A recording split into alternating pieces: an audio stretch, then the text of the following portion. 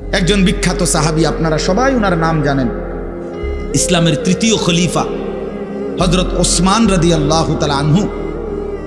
কিতাবের মধ্যে আছে, আমরা নিজে আত-তাযকিরা, আমার কাছে কিতাব আছে আরবি, ইমাম কুরতুবী রাহমাতুল্লাহর লিখিত কিতাব, ওখানে আছে হযরত ওসমান রাদিয়াল্লাহু তাআলা আনহু যখন কোনো কবরের সামনে দাঁড়াইতেন তো প্রচণ্ড কাঁদতেন, ভীষণ কাঁদতেন।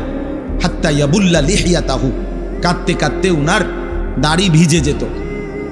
তো উনার সাথীরা জিজ্ঞেস করতেন, হযরত আপনি জাহান্নামের কথা বললেও এত কাঁদেন না, অথচ কবর দেখলে এভাবে কাঁদেন কেন?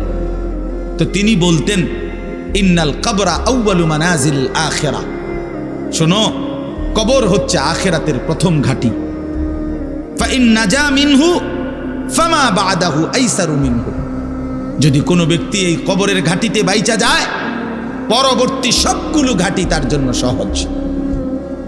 ওয়া ইন লাম ইয়ানজু মিনহু ফামা বাদাহু আশাদ্দু মিনহু, এই কবরে এই ঘাঁটিতে যে জিততে পারবে না, বাঁচতে পারবে না, তো পরবর্তী সবগুলো ঘাঁটি তার জন্য তার চাইতে বেশি কঠিন। এই কথার কারণে আমি ভয় পাই, কবর দেখলে আমার মনে পড়ে, হায় আমি এই কবরের আযাব থেকে বাঁচব কিনা, এই ভয়ে আমার কাঁদতে থাকি।